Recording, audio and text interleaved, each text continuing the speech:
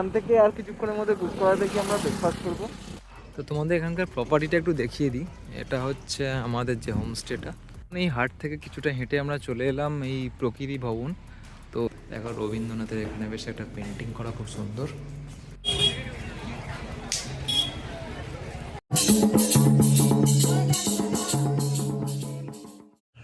Good morning সবাইকে। আজকে আবার একটা নতুন উইকেন্ড ট্রিপে যেতে চলেছি। শান্তিনিকেতন হয়ে মাসাঞ্জোর যাব। তো সেখানে কি করব, কেমন করব, সব তোমাদের দেখাবো। এখন ঘড়িতে বাজে 6:20। তো আর 5 মিনিটের মধ্যে আমরা এবার যাত্রা শুরু করব। এই যে আমার বাইক দাঁড়িয়ে আছে, ওখানে শীর্ষেন্দু আর শ্রেয়া আর রিয়া সব রেডি, হেলমেট টেলমেট পরে একদম। হালকা হালকা ঠান্ডা আছে, তো তার মধ্যেই আমরা যাচ্ছি। শীর্ষেন্দু বাইক বের করে ফেললো, একটু বেরোতে লেট হয়ে গেল। চলো, অলরেডি গাড়ি স্টার্ট হয়ে গেছে, ওই শীর্ষেন্দুদের গাড়ি। চলো রওনা দেওয়া যাক। আমাদের ফার্স্ট স্টপেজ চেষ্টা করছি বর্ধমানে দেওয়ার, তার আগে কোথাও চাটা পেলে খাবো। জাস্ট দুর্গাপুর এক্সপ্রেস ওয়েতে উঠবো, এই যে হাই রোড যাচ্ছে, এখান থেকে আমরা straight Bardhaman.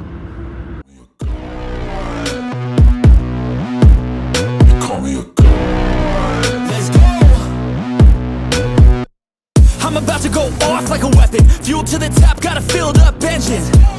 In my thoughts, obsession. I will not stop, no, I'm never second guessing. I got a God complex. Haters love to hate, but I never feel pressed. Got a lot on my plate, but I never get stressed. I'll take all the pressure like I'm acing this test. Already আমরা যাত্রা শুরু করেছিলাম শ্রীরামপুর থেকে। সেখানে সিঙ্গুরের কাছে আমরা Durgapur expressway ধরার পর চলে এলাম বর্ধমান। মাঝখানে যে জায়গাটা একটু স্টপ দিলাম সেটা হচ্ছে গুড়াপের কাছে, সেখানে চাটা একটু খেয়ে নিয়ে এখন বর্ধমান পেরিয়ে যাব গুসকরার দিকে, মানে শান্তিনিকেতনের রাস্তায়। তো বর্ধমানের এখান থেকে যে মেন দুর্গাপুর এক্সপ্রেসওয়েটা আমাদের ছাড়তে হবে, আর একটা ম্যাপে যেটা দেখলাম যে রাইট টার্ন নিতে হবে।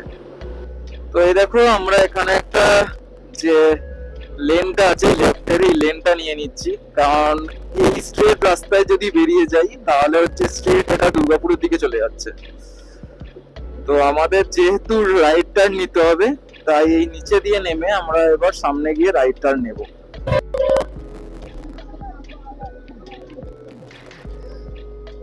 Welcome to Bardhaman development authority.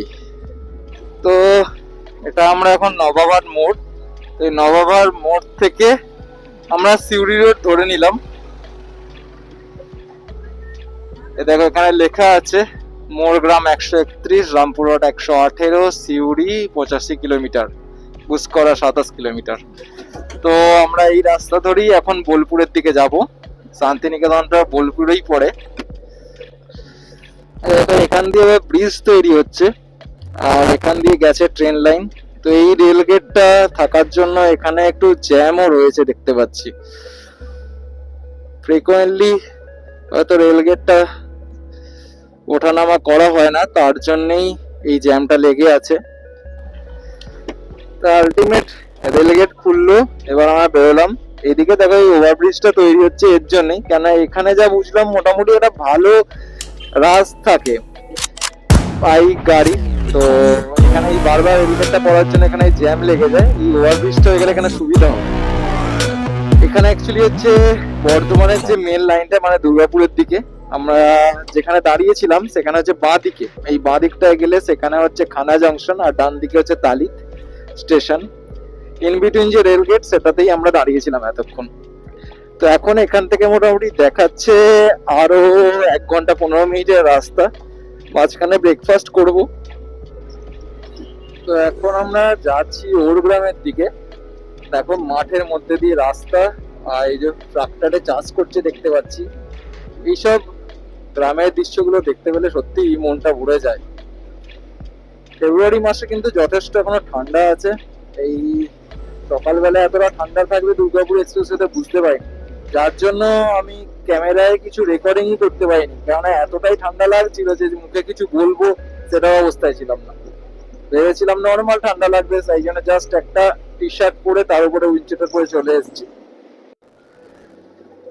এই রাস্তাটা দেখো কত সুন্দর, এরকম উঁচু দিয়ে রাস্তাটা যাচ্ছে। নিচে একটা খাল টাইপের কিছু দেখলাম, আর দুপাশে এরকম জঙ্গল টাইপ। দুর্দান্ত লাগছে, বেশ একটা আলো আধারি পরিবেশ। এরকম ঠান্ডা ঠান্ডায় কিন্তু রাইড করার জন্য একদম আদর্শ। এটাই যখন অনেক গরম পড়ে যায় গ্রীষ্মকালে, সেটা কিন্তু আমাদের রাইড করতে অনেকটা প্রবলেম হয়। বাট এরকম ঠান্ডার সময় আমাদের অতটা থাকান বা টায়ার্ডনেস আসছে না বাইক রাইডিং এর জন্য। রাস্তাটা কি দারুণ, দুপাশে এরকম শীতের ফসল, ওরা খেয়ে তার মাঝখান দিয়ে রাস্তা। দুর্গাপুর এক্সপ্রেসওয়েতে যতক্ষণ ছিলাম হাই রোডের মজাটা একটা আলাদা রাইডিং এ, বাট এই গ্রামের রাস্তার মধ্যে দিয়ে চালানোর মজাটাও একটা আলাদা। কিন্তু এখানে মুশকিল হচ্ছে এই মাঝখানে বাম্পার। এখন আমরা গুসকরা ঢুকতে চলেছি। গুসকরা 12 কিলোমিটার মতো রাস্তা, এখানে ঘুরে দেখতে পেলাম। আর এখান থেকে বোলপুর বলছে মোটামুটি অলমোস্ট 30 কিলোমিটার মতো। এখানে পুরো রাস্তাটাই কিন্তু গ্রামের মধ্যে দিয়ে, আর চারপাশটা সেই ধান কাটা, তার সাথে খড়ের বালুই মড়াই, এইসব দেখতে দেখতে যেতে দুর্দান্ত লাগছে। তারপর দূরে দেখা যাচ্ছে যেমন ওই রাইস মিল গুলো, এদিকেও রয়েছে ওইদিকেও রয়েছে। এখানে অ্যাকচুয়ালি বর্ধমানের মধ্যে, মানে এটা অ্যাকচুয়ালি পূর্ব বর্ধমানের মধ্যে পড়ছে। তো বর্ধমানে ম্যাক্সিমামই হচ্ছে অনেক রাইস মিল দেখা যায়, কারণ এখান থেকেই ধান কাটা হয়, তারপর এখান থেকেই চাল তৈরি হয়, আর সেগুলো এক্সপোর্ট করা হয়। একদম স্মুথ, চারপাশে হোটেল, রেস্টুরেন্ট, ধাবাও রয়েছে। মানে তোমরা এই রাস্তায় এলে কিন্তু আরামসে খাওয়া দাওয়া নিয়ে কোনো প্রবলেম হবে না। পেট্রোল পাম্পও রয়েছে, এই যে সামনে যেমন একটা দেখতে পাচ্ছি জিওর পেট্রোল পাম্প। চেষ্টা করি আমিও যে জিওর থেকে পেট্রোল ভরানোর, কারণ হচ্ছে আমার গাড়িতে আমি দেখেছি যেটা, সেটা হচ্ছে জিওর পেট্রোল যেটা, সেটাতেই মাইলেজটা একটু বেশি পাই। শুধু নেচারটা দেখো, অসাধারণ লাগছে। এখানে বেরোতে বেরোতে একটা রেস্টুরেন্ট দেখতে পেলাম, মানে ধাবা টাইপ, হোটেল খোয়াই নামে। তো ভেতরে অ্যাম্বিয়েন্সটা খুব সুন্দর। ব্রেকফাস্ট দিতে একটু দেরি লাগবে বলে আমরা এখানে দাঁড়ালাম না। তবে তোমরা এই রাস্তায় যদি আসো তাহলে রেস্টুরেন্টে ঢুকতে পারো, তোমাদের বেশ ভালো লাগবে। তো এখন এই গুসকরার পথে এখানে যে জায়গাটার নাম হচ্ছে গুরুগ্রাম, আমরা এখানটা একটু দাঁড়ালাম। দেখো পেছনটা পুরো সুন্দর সর্ষে ক্ষেত, দুর্দান্ত লাগছে। পুরো মাঠের ফসল, আর ধান কাটা হচ্ছে অনেক জায়গায়। তো এখান থেকে আর কিছুক্ষণের মধ্যে গুসকরা থেকে আমরা ব্রেকফাস্ট করবো। তো গুসকরা ঢোকার আগেই আমরা এখানে দাঁড়িয়ে পড়লাম একটা দোকানে। এখানে ঘুগনি মুড়ি আর কচুরি মুড়ি একটু খাবো, ঠিক আছে। আর এখান থেকে চাটাও একটু খেয়ে নেবো। এটা এখান থেকে আর 10 কিলোমিটার গেলে আমরা বীরভূমের মধ্যে ঢুকবো, বর্ধমান ছেড়ে। তো আমাদের ব্রেকফাস্ট করা হয়ে গেল, ঘুগনি মুড়ি, তারপর হচ্ছে কচুরি, আলুর তরকারি। আর মোটামুটি 45 মিনিট মতো লাগবে। আমাদের অলরেডি রুম বুক আছে যেখানে, সেটার নাম হলো হৃদমাঝারে, মানে যে হোটেলটা বুক আছে। শান্তিনিকেতনে তোমরা এমনি হোটেল, হোমস্টে অনেক কিছু পেয়ে যাবে, তবে এখানে ম্যাক্সিমাম যে হোমস্টে গুলোর কনসেপ্ট হচ্ছে শুধুমাত্র লজিং। অন্যান্য যেখানে হোমস্টে মানে হচ্ছে ফুডিং প্লাস লজিং ইনক্লুডিং থাকে। তো এখানে আমরা যে রুমটা পেয়েছি নন এসি রুম, 1200 করে বলেছিল, তো 1100 করে আমাদের দিয়েছে। আর এই সময় যেহেতু দোল অব্দি একটা পিক সিজন থাকেই, তার জন্য রুম রেট গুলো একটু বেশি হয়। আদারওয়াইজ নর্মাল তোমরা এমনি 1000-1000-এর মধ্যে কিন্তু রুম পেয়ে যাবে।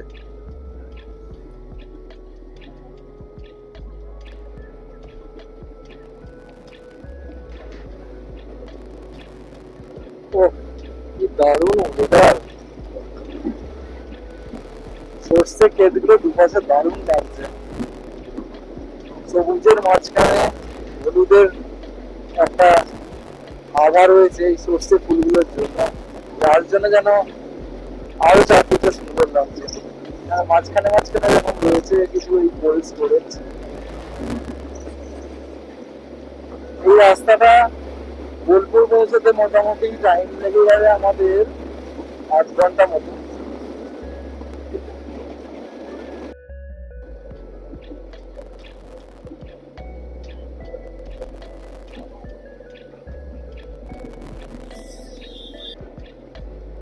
বোলপুর আর দেখাচ্ছে 12 কিলোমিটার মতো।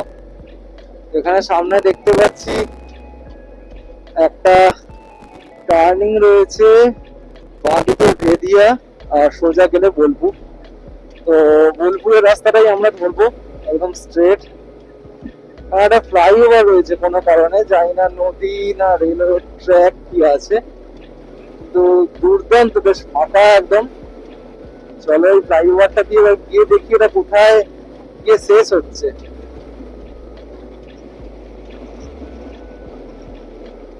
ও কি দারুণ! ফ্লাইওভারটা মনে হয় খুব নতুন হয়েছে। এখানকার কালার বা রাস্তাটা দেখে মনে হচ্ছে আগে এটা ছিল না।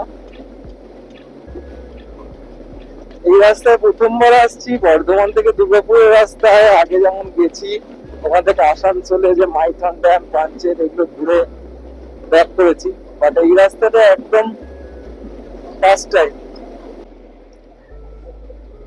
তো ওভার ব্রিজটা ক্রস করে গেলাম। এখানে সামনে গেলে এবার বুঝতে পারবো যে এখানে একটা মনে হচ্ছে রেলওয়ে ট্র্যাক আছে, ওই সাইড দিয়ে যাচ্ছে। ব্রিজটা দেখতে পাচ্ছি, দেখো বোলপুরের 10 কিলোমিটার। ব্রিজ শুরুর আগে ওটা 12 কিলোমিটার ছিল, মানে ব্রিজটা অলমোস্ট 2 কিলোমিটারের ব্রিজ ছিল। এখানে প্রত্যেকটা জায়গায় তোমরা হোটেল, পেট্রোল পাম্প এগুলো নিয়ে প্রবলেম হবে না। যেটা প্রবলেম হতে পারে সেটা হচ্ছে এটিএম। এই রাস্তাটায় সেরকম কিছু কিন্তু এটিএম দেখতে পেলাম না এখনো অব্দি। তোমরা ক্যাশ পারলে ক্যারি করো, আর না হলে বোলপুরে গিয়ে মোস্ট প্রবলি সবই পেয়ে যাবে। সামনে এই ব্রিজটা রয়েছে নিশ্চয়ই কোনো কারণে। এখন নিচে তো একটা নদী দেখতে পাচ্ছি, কি বড় ব্রিজটা। ওই ধার দিয়ে আর একটা ব্রিজ চলে গেছে, যেটা হচ্ছে রেলওয়ে ট্র্যাক। এটা অ্যাকচুয়ালি যেন নদীতে নয়েছে, এটা হচ্ছে অজয় নদী। অ্যাকচুয়ালি অজয় নদী নয়, এটা অজয় নদ বলা হয়। অনেকটাই জল কম। আর ওপাশ দিয়ে যে রেলওয়ে ট্র্যাকটা যাচ্ছে, ওটা দিয়ে সোজা গেলে বোলপুর শান্তিনিকেতন স্টেশন। তাহলে আর 15-20 মিনিটের মধ্যেই পৌঁছে যাব।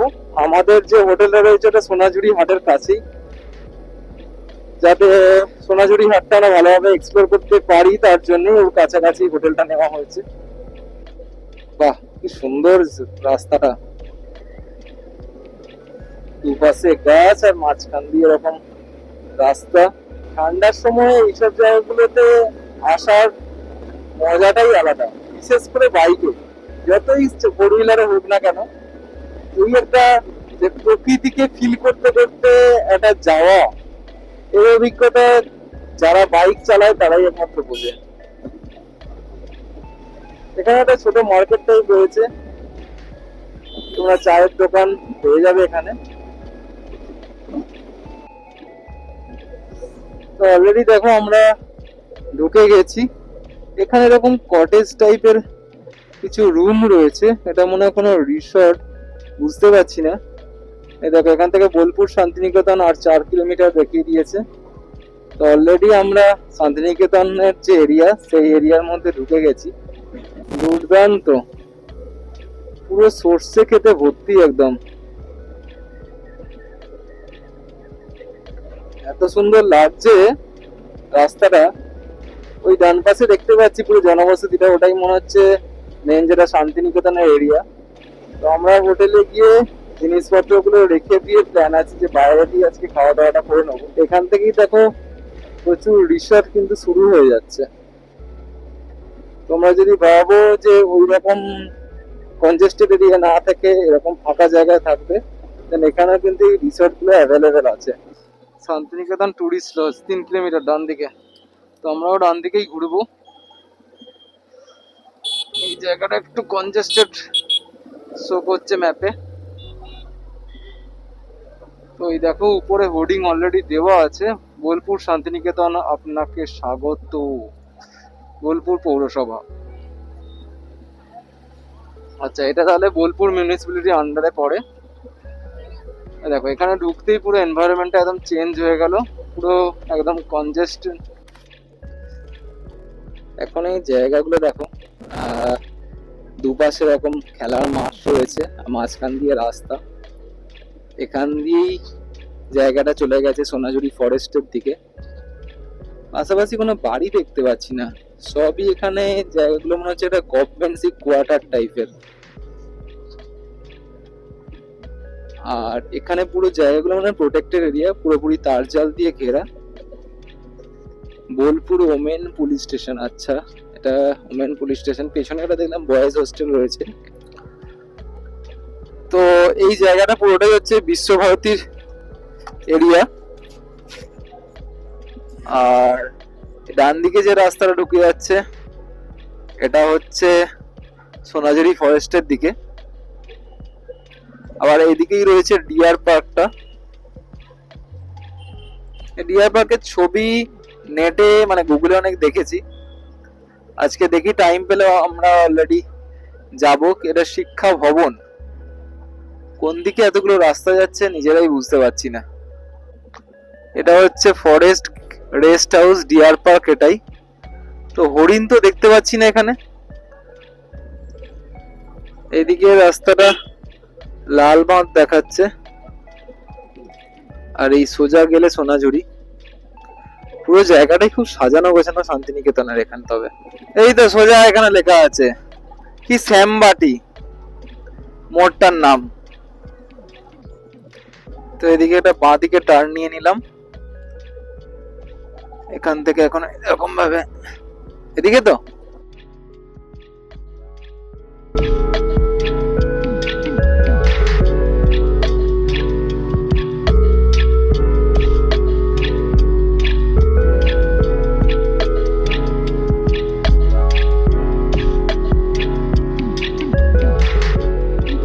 হোমস্টে, এদিকে দেখো জঙ্গল টাইপের রাস্তা, এতক্ষণ খুঁজতে অসুবিধা হলো। আর এই হচ্ছে মেন গেটটা, একটু সুন্দর বেশ ফ্রন্ট সাইডটা। এখানে নাম্বার লেখা আছে, এখানে এখন এন্ট্রি করব আমরা। তো তোমাদের এখানকার প্রপার্টিটা একটু দেখিয়ে দিই। এটা হচ্ছে আমাদের যে হোমস্টেটা, রেতমা ঝাড়ে হোমস্টে। একটা নামের মধ্যে এটা বাঙালি না বেশ ব্যাপার আছে। দেখো সুন্দর বেশ গার্ডেন করা, ফ্রন্টটাই খুব সুন্দর দেখতে। ওই পাশটা অ্যাকচুয়ালি কিচেন রয়েছে, এই পাশটা বাইক ঢুকিয়ে রাখতে পারবো আমরা। এখান দিয়ে উপরে উঠে মেনলি রুমগুলো, এখানে মোট 7টা রুম আছে। এসি নন এসি দুটো রুমই পেয়ে যাবে। এখন একটু ঠান্ডার সময় আছে বলে নন এসি রুমই যথেষ্ট। দেখো রবীন্দ্রনাথের এখানে বেশ একটা পেন্টিং করা, খুব সুন্দর। তো আর এটা হচ্ছে এখানকার রিসেপশন।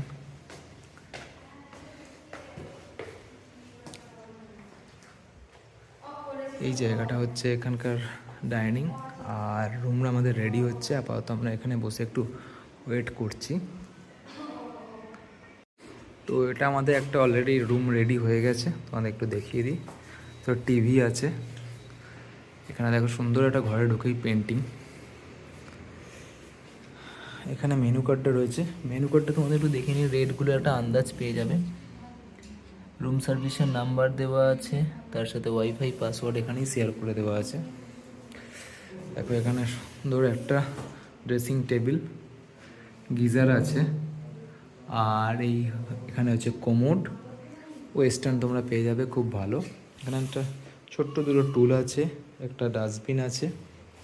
এখান থেকে দেখো বাইরেটা দেখা যায়, খুব সুন্দর নিরিবিলি একটা রুম। 1.5 টনের এসি, ফ্যান, দুজন শোয়ার পক্ষে যথেষ্ট।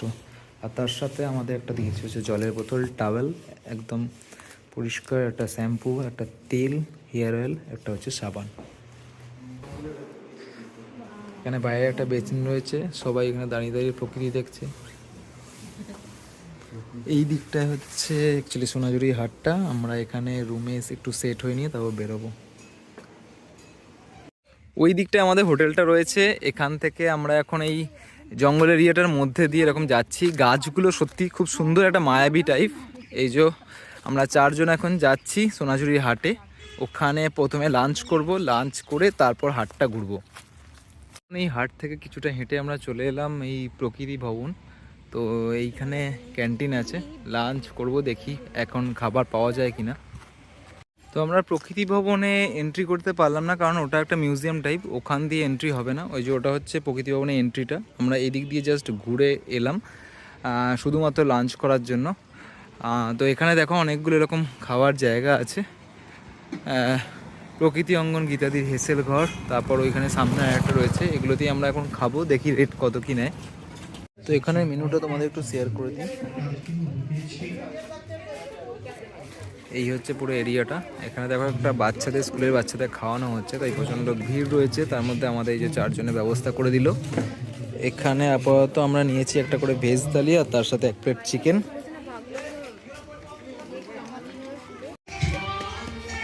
খাবার চলে এসছে আমাদের একে একে। এখানে রয়েছে হচ্ছে আলু ভাজা, ভাত, ঘি, তার সাথে 2টো তরকারি, এরপর চিকেন আসবে। তো আমাদের এই আলু পোস্ত, আলু ভাজা, ছেঁচড়ার পর এই যে চিকেন দিয়ে গেছে। চিকেন অলরেডি আমাদের 1 প্লেট খাওয়া হয়ে গেছে। চিকেনটা দারুণ, পুরো দেশি মুরগির মতো টেস্ট। আমরা হাটের সামনে চলে এসেছি। দেখো এখান থেকে হাট মোটামুটি শুরু। প্রচুর হরেক রকমের জিনিস এখানে বিক্রি হচ্ছে। মেয়েদের, ছেলেদের যেমন কুর্তা রয়েছে, কুর্তি, তার সাথে ব্লাউজ, শাড়ি। এই ভেতরটা হচ্ছে দেখতে পাচ্ছ পুরো ভিড়ে গিজগিজ করছে, বড় মার্কেট। সামনে আছে খাবারের দোকান। তো ওই ভেতরটা আমরা ঢুকবো।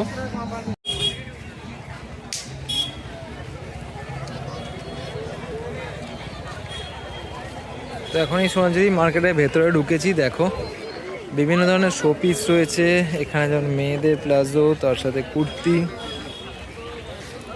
এখানে মোটামুটি বিভিন্ন রেটে তোমরা গিফট আইটেম, তার সাথে নর্মাল পরার জিনিসও পেয়ে যাবে। তার সাথে খাবারও অনেক রকমের রয়েছে।